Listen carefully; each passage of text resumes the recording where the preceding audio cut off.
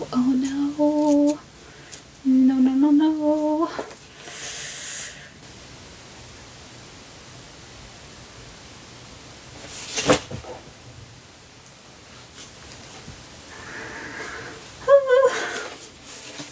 And she says, "I'm not a delicate flower that you should fear crushing in your palm." And he replies, "No, you're delicate like a bob."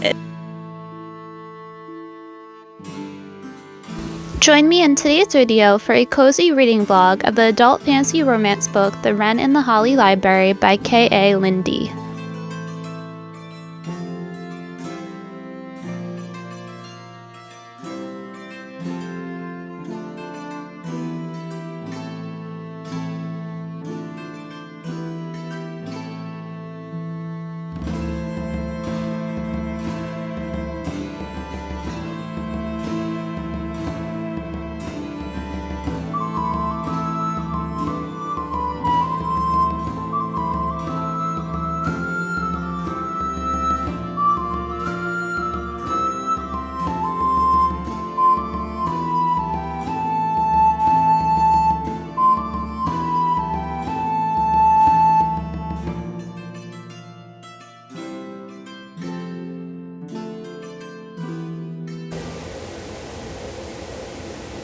So right at the beginning there's an author's note, and it talks about how the story was inspired by a trip she had to Ireland.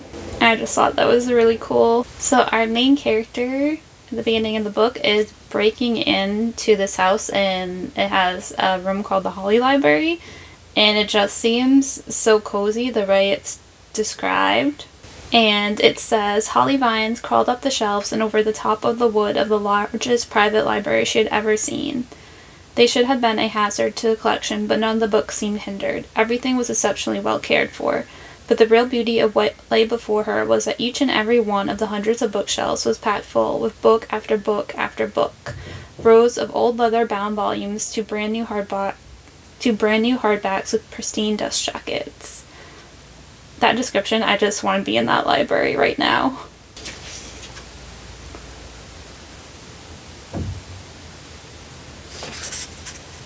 Oh, the character wears a necklace that has a black silk string, and on the string is a silver wren. So she is the wren in the Holly Library. Oh, that's interesting. I was wondering how you say her name, because I've been pronouncing it Kiersey, but someone just asked her name, and she said, "My name is Kiersey," and then the other person asked, "Is that short for Kristen?" And she says, "No, it's like Pierce with a K." So I'm guessing it's said as Kierce. I'm guessing, maybe? I don't know. I could be completely wrong. But that's how it sounds like, according to what she's saying. So I'm going to pronounce it Kierce for now, unless I find out otherwise. Hi, so I just read the first 60 pages of this book, The Wren in the Holly Library, and I just finished part 1, and so now I'm on part 2. But before I start part 2, I thought now would be a good time to tell you a little bit about this book and to give my first thoughts. So this book takes place in an alternate reality New York, and 13 years before the start of this book, monsters suddenly came out of the shadows and the world was plunged into a war, and this war lasted 10 years and humanity almost died out, and the war only ended when humanity and the monsters signed the Monster Treaty. And now because of the treaty there is an uneasy truce between the monsters and the humans. And in this world there are all types of monsters. The most common monsters are your werewolves, your vampires, your mermaids, your wraiths, shivers, and goblins. And other types of monsters that are less common are nymphs, phoenixes, incubuses and succubuses, and trolls. And I find it very interesting that there is no fairies on this list. So I think that's interesting. Our main character of this story is 25-year-old Kierce. And at the beginning of the story, she is on a mission to infiltrate this big house and to steal a diamond ring for a client. And so she makes it into the house, and she is suspicious because the security there is almost non-existent, and so that gives her a feeling of wrongness. And so she enters the house and heads towards a door that is labeled the Holly Library. So she goes into this room And as the name suggests, it is full of bookcases and books, and there are holly vines climbing all over the bookshelves, but they're climbing in such a way that they don't impede the books at all. And so she goes and she finds the ring and is in a safe, but once again, the safe has like the barest amount of security, which also makes her very suspicious. And so she gets the ring and she thinks she is possibly in the clear, but then the owner of the house shows up. She immediately knows he is not normal and that he is a monster, but she really can't tell what kind of monster he is because he doesn't seem like anything she's ever met before. She just knows that he's not human. And so she tries to escape out the window, but he ends up capturing her. We learn that the owner of the house's name is Graves, and he tells Kirst that if she will answer all his questions, then he will let her go. And so they begin like a game of him asking questions and her evading some of them and answering some of them and being very snarky.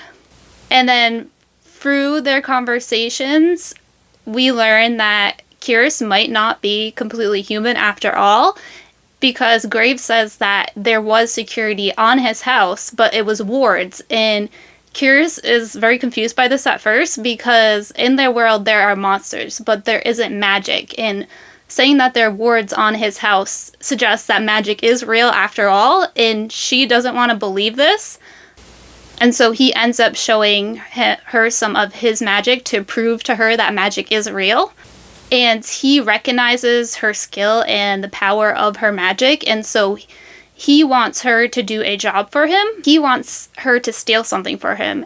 And this item is deep under the city, guarded by an unbreakable security system, and hidden by the vilest of monsters.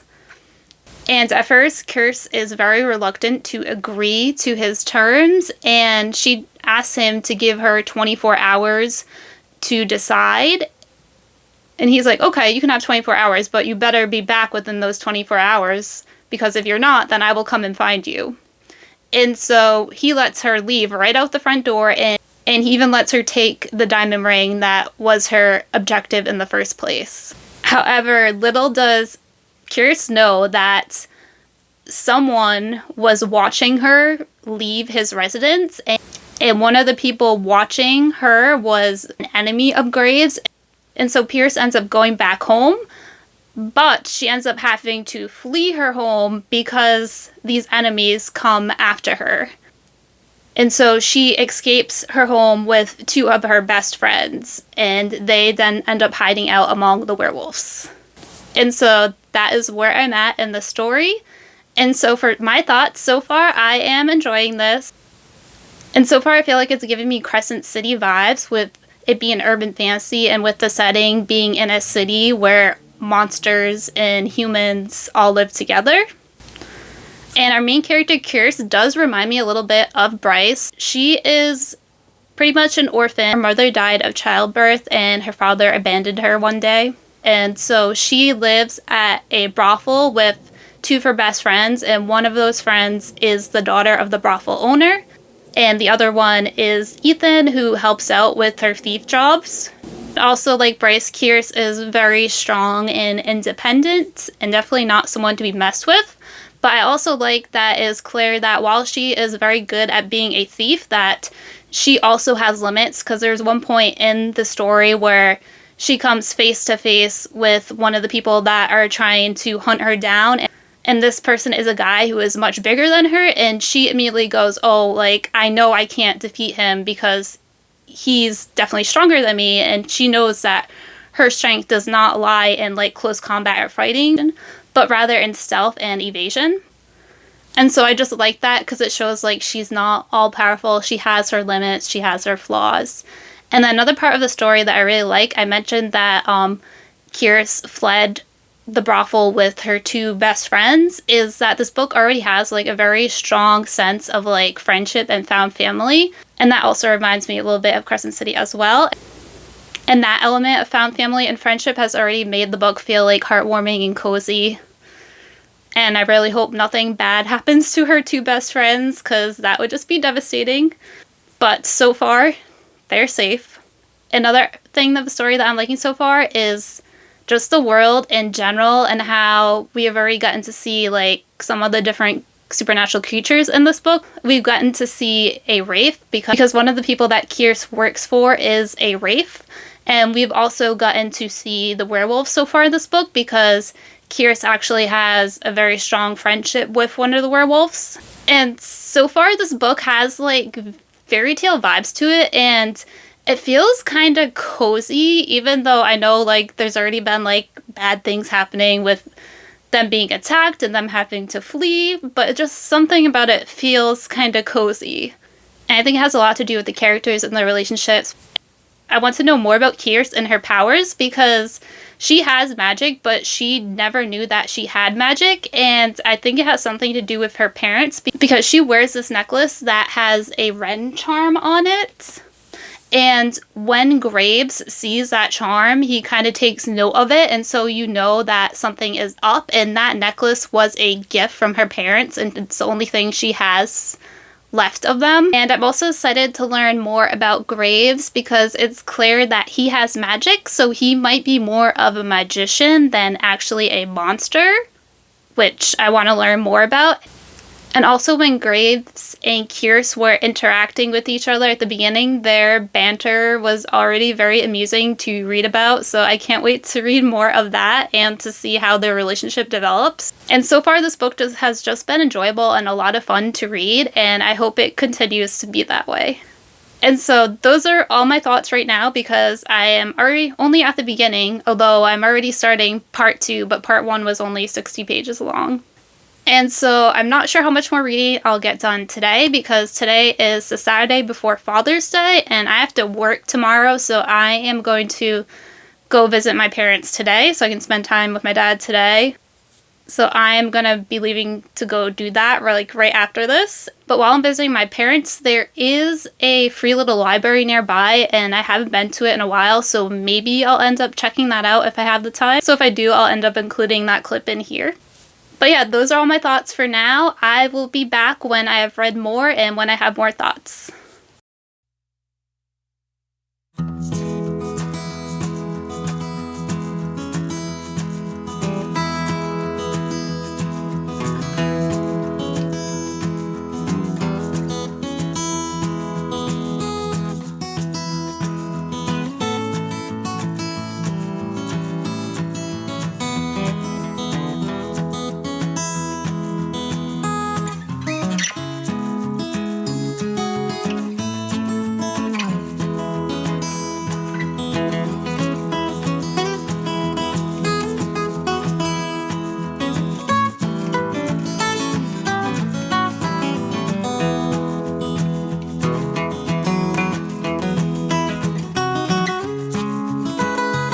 Hi, so I'm back with a reading update on the Wren and the Holly Library.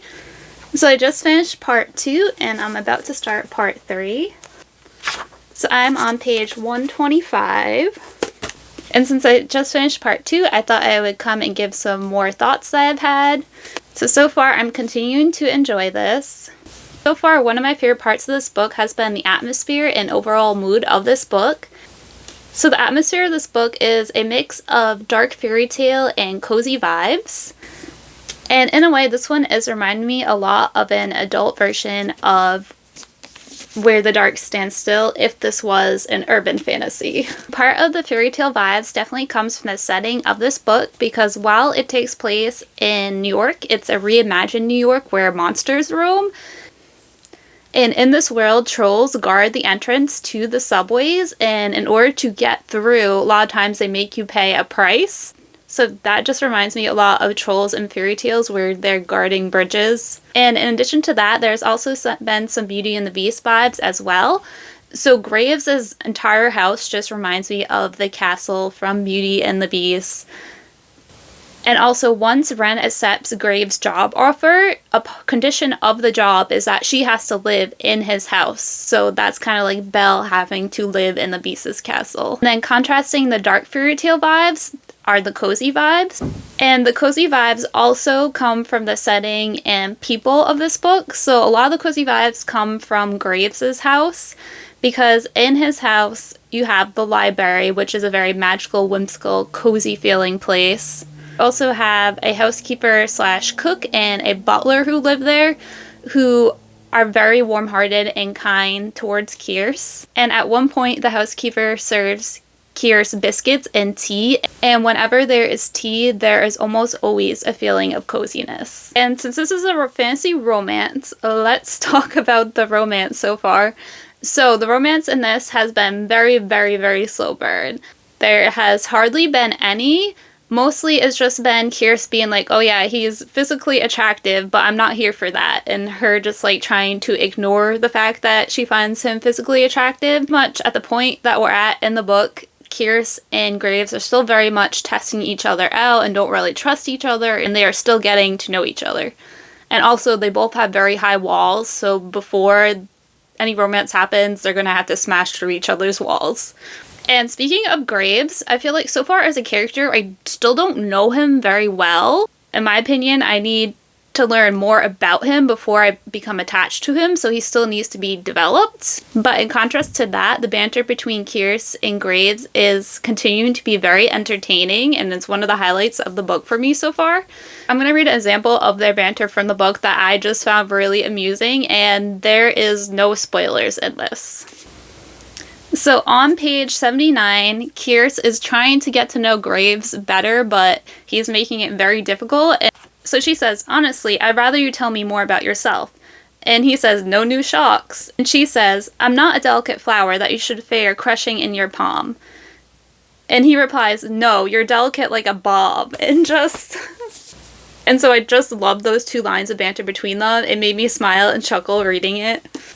And so those are all my thoughts so far. I'm hoping, as I said, that maybe their romance will pick up a little bit and that we'll get more character development on Graves. But so far, I am continuing to enjoy this.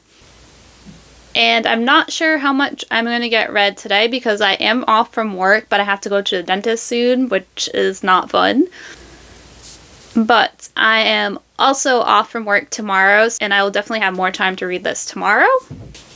And in addition to reading more of this, I also want to do some baking, which I'll probably again end up doing tomorrow. So I will have a clip of that in this video because I plan to bake something that is loosely themed to this book. So yeah, that's all for now. I will be back when I have read more and when I have more thoughts. Hi, so a quick life update. So I went to the dentist. I'm back home now. Everything went well at the dentist, no cavities. So I'm good for another 6 months. But my dentist appointment was at noontime, so I haven't eaten lunch yet, so I'm really hungry. But I don't really want anything that's in my apartment, so I was thinking about going to a nearby cafe. And it's within walking distance, but the only thing is it's almost 90 degrees today, so it's really hot out, so I'm not sure if I want to walk in that heat. I might just have it DoorDashed. But maybe I'll go outside and try walking like a little bit and see how that goes, and then if I decide it's going to be too much, just come back in and order it from DoorDash. But the place I want to go to is really close by. It's within walking distance, maybe like 5-10 minutes down the street. But I've never been there before, and we've been in this apartment for like 4 years now. But I've always wanted to go check it out. And the only thing is, like, I don't know about anyone else, but I always get nervous when I go to new places by myself for the first time, so that's probably why I haven't gone there yet to check it out.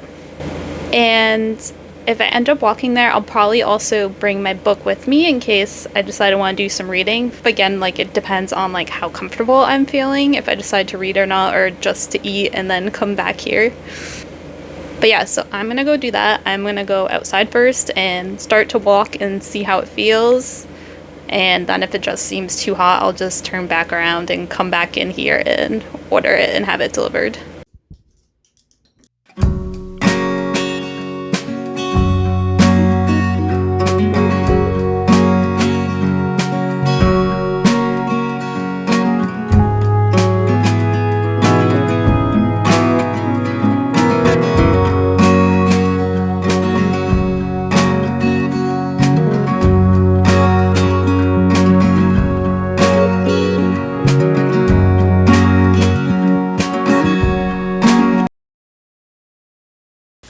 so it's about an hour later. I did end up walking to that cafe I was talking about.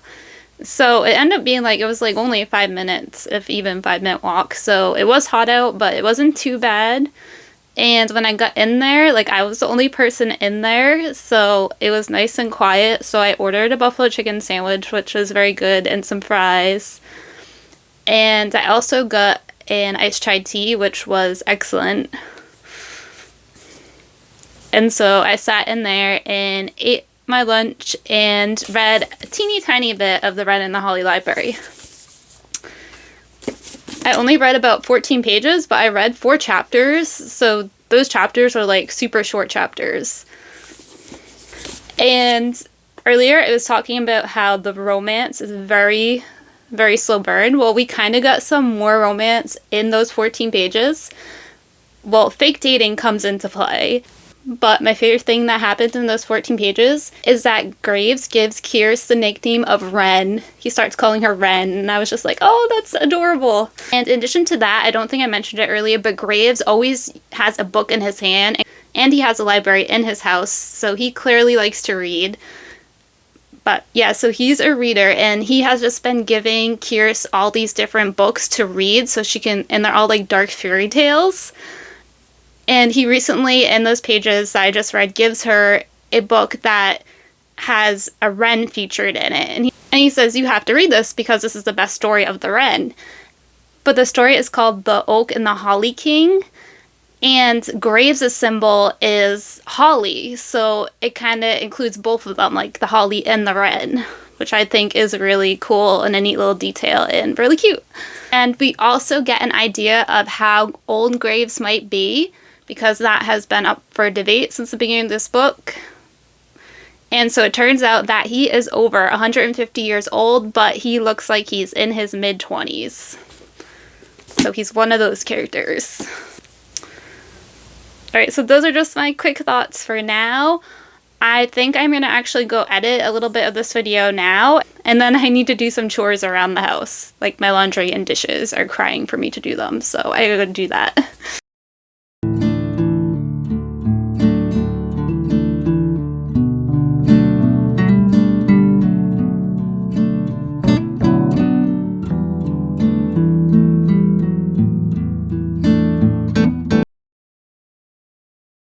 Hi, so it is now Wednesday, and I'm back with a reading update on the Wren and the Holly Library. So I am now more than halfway through this book. So between last night and this morning, I read parts 3 and 4, and I am now on part 5. And that puts me about 235 pages into the book. And so in parts 3 and 4, the romance really picked up in pace, which made me happy. And there was a pretty steamy scene that happened around page 196 with Graves and Kierce. And it is clear that the two of them are now at the point in their relationship where they're realizing their feelings for each other, and they're starting to act on those feelings a little bit. And speaking of Graves, we have learned more about him, his past, his magic. We even met his teacher, who is a very eccentric and just very fun character to read about. And you also get to see his teacher's magic, and that's one of the things that I'm really liking about this book so far, is that every single person that has magic, their magic power is different, so no one person has the same magic power. So I think that is really intriguing and keeps the book very interesting. And speaking of magic, we do get a big revelation about Kierce's magic power, and we finally learn exactly what her magic power is and how it works. And then one other thing I want to mention is that at the end of each part in this book, there is a chapter called an interlude. And those chapters are very fascinating because most of the book we're following Kierce because it's in third person focused on her.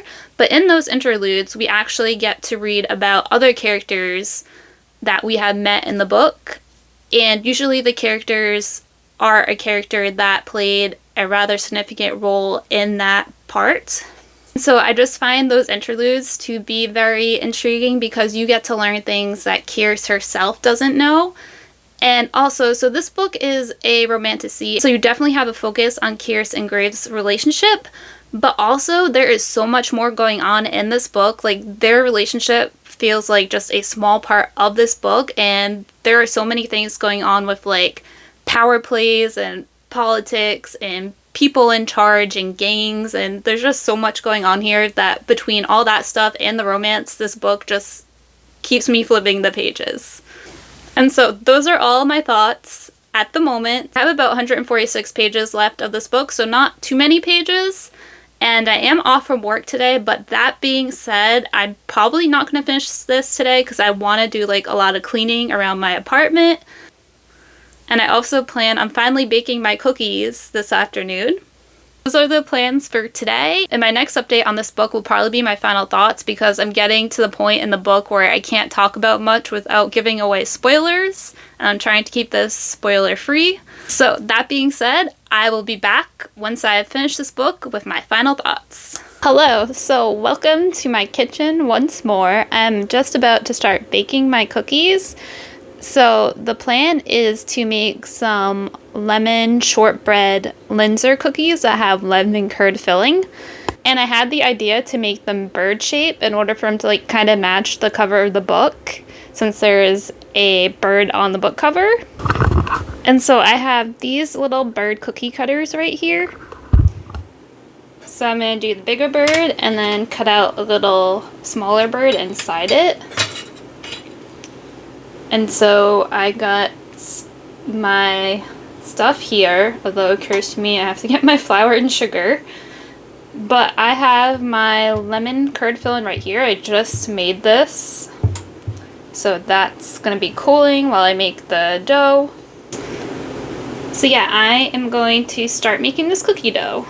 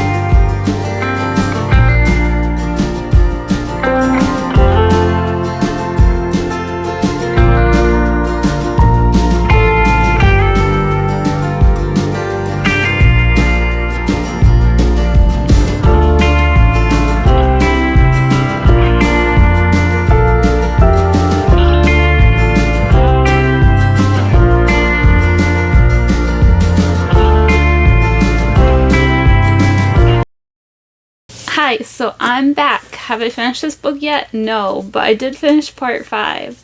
And I just need to come and talk about it because I love part 5 so much. So much went down, so much happened. There were moments that made my heart super happy, and then there were moments that broke my heart.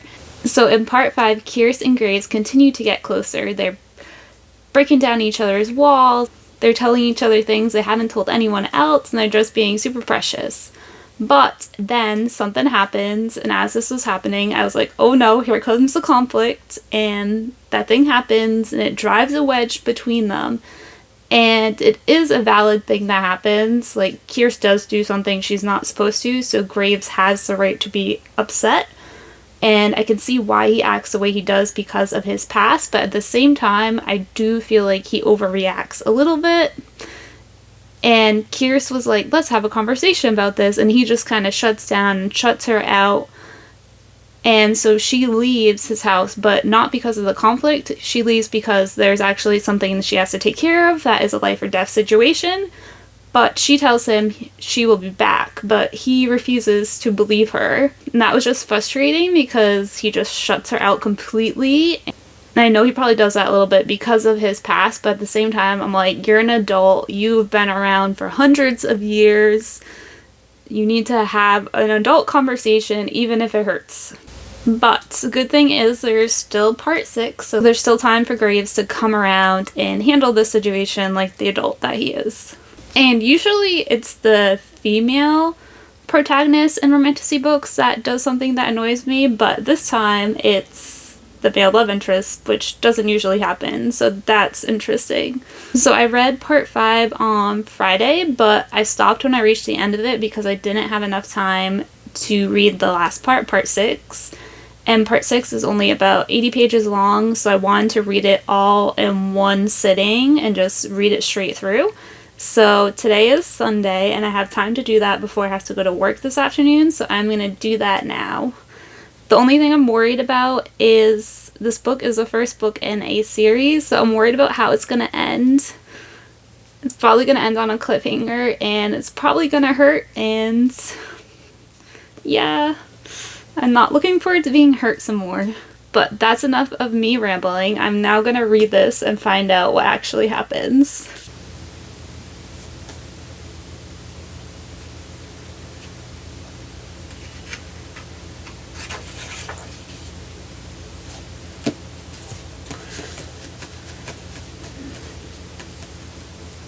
That was so sweet. And I'm so happy because Graves and Kyrus just had a talk and they talked everything out. And they shared all their past and talked about why they did the things they did and why they acted the way they did. And it was just great because it was 2 adults having an adult conversation and solving their problems instead of just dragging it out for the rest of the book. Oh, we finally learn out how old Graves actually is on page 318. He is over 500 years old. And then I'm going to read the sentence right after that. It's not really any spoilers in it. So she realizes he is over 500 years old, and then he says, "And still learning to trust," he said, sweeping a hand down her face and tilting her head up so their lips nearly met. "But I trust you." That's just cute.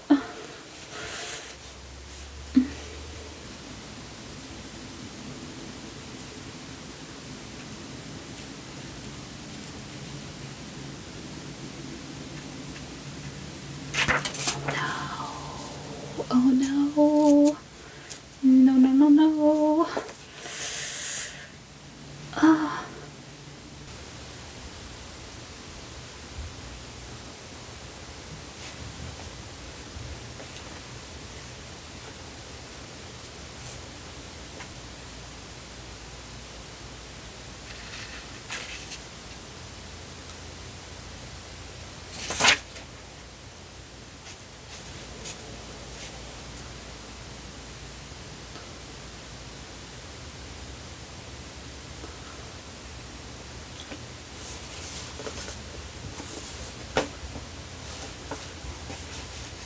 We just learned what kind of monster Kyrus is.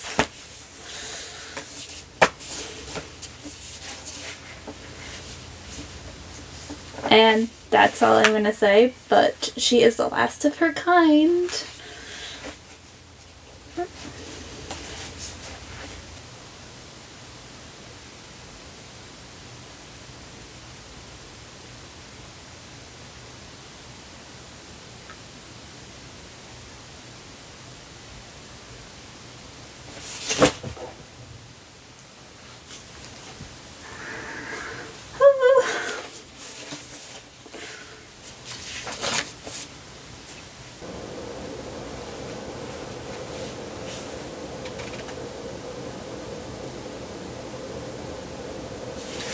What does that mean?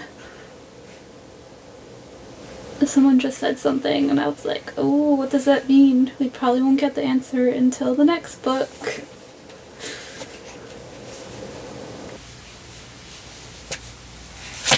Hi, so I have finished the Wren in the Holly Library like 4 days ago, so I am back with my final thoughts on this book.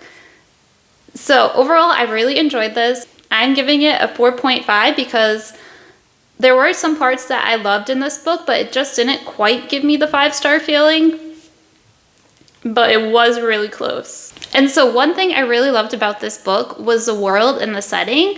So as I mentioned earlier, this takes place in a reimagined New York, so it feels both familiar but also different. For example, there is a mention of well-known places such as Times Square and Rockefeller Plaza and Grand Central Station. Those are all places that in our world people are going to all the time, but in the book now it's kind of like no humans go there anymore because they're controlled by monsters, so they're all like very dangerous places, and if you go there you are pretty much asking for death and trouble. So everyone avoids those places. And I also like that with the inclusion of the monsters in the city, you also get a dark fairy tale vibe as well. For example, to go into the subway station, you have to now pay a toll to a troll who is guarding the entrance. And so there were just small details like that that made the setting and the world of this book feel so whimsical and fairy tale-like, and I just really loved those. And another part of the story that I loved was our main character, Kierce. I love that she was believably strong. She was strong, but she still had flaws, and she still had room for growth and development. I also loved seeing her relationship with Graves grow and develop. I loved their banter together. And near the end of the book, Graves and Kierce end up having an argument, but they also end up talking it out like adults not too long after. And so I really liked how the book didn't drag out that argument, and that Kierce and Graves had a discussion like the two adults that they are. I will say though that Kierce is better at communication than Graves is. That's something he still has to work on. And overall, I did love Graves and Kierce's relationship. It was super cute and sweet. There is a couple of steamy scenes. I think there's only around 2. And if you don't like steamy scenes, you could easily just skip those scenes and still really enjoy their romance, because as I said, there's also a bunch of just really cute and sweet scenes between them as well. And speaking of Graves, I know I mentioned earlier that I felt like he needed more character development, and he does definitely get more character development, but there's just still something about him where he doesn't 100% resonate with me. Like, don't get me wrong, I really like him as a character, but he's just not my favorite fictional book love interest. There are other love interests that I just love, and I feel like I just really like him as a love interest, but he's not quite at that 5-star level as a love interest. But there is going to be another book, so maybe that will change. And speaking about there being a sequel, so as I was reading this book, things were being like wrapped up pretty nicely. And I thought this might be one of those series where the series is a bunch of standalone books that follow different characters but take place in the same world. And I actually would have been like really happy with that. But right towards like the very end of the book, there are some huge revelations. And I'm like, okay, nope. The second book is definitely gonna follow Graves and Kierce. And I have mixed feelings about that. Like, I really like them as characters, and now I need to know what happens because of those big revelations near the end that just brought up more questions. But at the same time, this book also has some other very interesting side characters as well, and I would love to get books about them. And some of those side characters that I found very interesting were Kierce's friends, Ethan and Jen, and then Lorcan. Okay, I haven't spoke about Lorcan at all in this vlog, and that is a crime because I think he's probably my favorite side character in this whole entire book. So Lorcan is a leader of a gang called the Druids, and him and Graves have a history. So him and Graves used to be friends, but now they're enemies. And Lorcan ends up taking an interest in Kierce in this book, so he pops up time and again in this book. And he's just like, he's Irish and he's a smooth talker, but it's also very clear that he's a dangerous person, and I just loved him so much. And I am like 100% certain that he is going to be in the second book, so I can't wait to get more of him. And while this is a fantasy romance, and the romance part does play a very big role in the book, I think that the plot was also very strong in this book as well.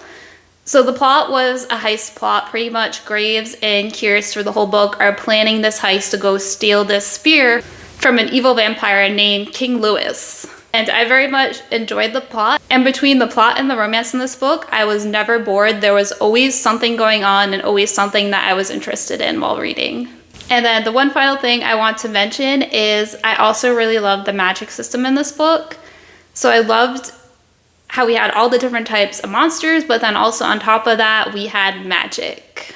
And everyone's magic in this book is different from person to person, so it was fun just getting introduced to all these different characters with all different types of magic. And I also loved finding out at the end exactly what type of magical creature that Kierce is.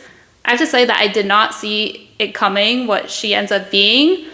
But also at the same time, it kind of makes sense if I think back about the beginning of the book. but that's all I'm gonna say because I don't want to spoil anything. So overall, I very much enjoyed this, and I would definitely recommend this, especially if you like fantasy romance with dark fairy tale vibes. And yeah, that's all I have to say about this. Thank you so much for watching, and until next time, bye!